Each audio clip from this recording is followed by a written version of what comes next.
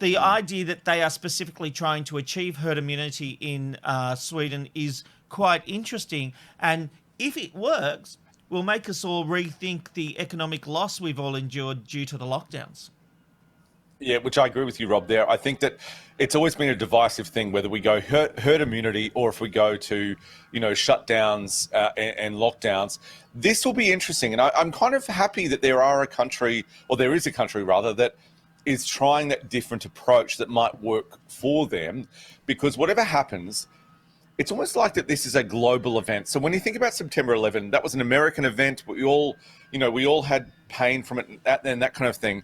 But this is almost like it's a global event where we all really need to work together. Yes, we've got a lot of problems with each other and, all that kind of thing. But this is a fantastic move from them to see if there is another way that we can all deal with this pandemic. This is the thing. There's no rule book. We don't know how to do it. We don't know how to approach it. Australia and many other countries approach it in the way of, shutdowns. But I think this is a really good thing. It's interesting, isn't it? Because they've faced a lot of backlash from a lot of other countries that have, like Queensland is doing with New South Wales and Victoria, shutting the border and not letting anyone through. The chief health minister in that country has certainly faced a bit of a backlash, but in his country has become something of a rock star. Ben, there have been deaths, and we've talked about this on this show. Do you allow deaths for the sake of keeping the economy open, or do you try to save everyone? It's really tough decision. I'm not going to be Captain Hindsight once we get through this, and hopefully we do soon, and have a go at the decisions people are making, because everyone is trying to do what they think is best, obviously. Yeah, I think you're right. But I mean, at the same time, different countries, different states, all doing different things is kind of like, well, let's have some shared learning. So, yes. Not everything is going to apply to every situation, but we can certainly find out if someone's doing better in a different country or a different state, then we can start to adopt those things. I think, it's unprecedented times, and we just need to sort of evolve and sort of borrow things from, different ways in which this is being tackled.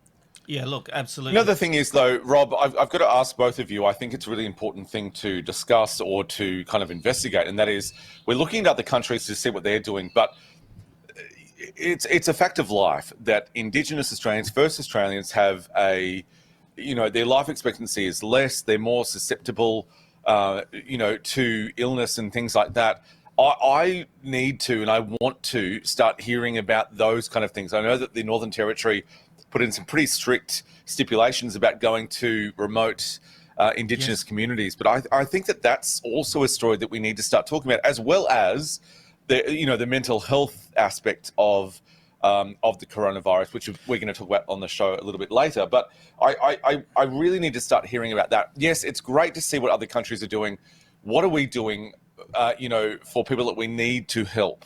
Yeah, that's, well, I think those Indigenous remote communities are actually doing fairly well, and we will certainly have to re-look into this because I'm drawing on my memory at the moment. Before we move on, Aaron, our producer at TV Black Box, has sent me through some figures. So the Northern Territory, Robbo, has had no deaths. It has, I believe it was 3 cases. It's had 33 cases, and it has 3 active cases. So I think we can say... Isn't that just good government? The Northern Territory really is not a multicultural society. It's not a thoroughfare. It's basically... Wait, hold on. Sorry, I was following up on a question Robbo had about the Indigenous people living in the Northern Territory. Indigenous Australians have a lower life expectancy than white Australians. That's fact. What I want to congratulate the Northern Territory government, if that's correct, is that they've protected their most vulnerable citizens, which we should all do.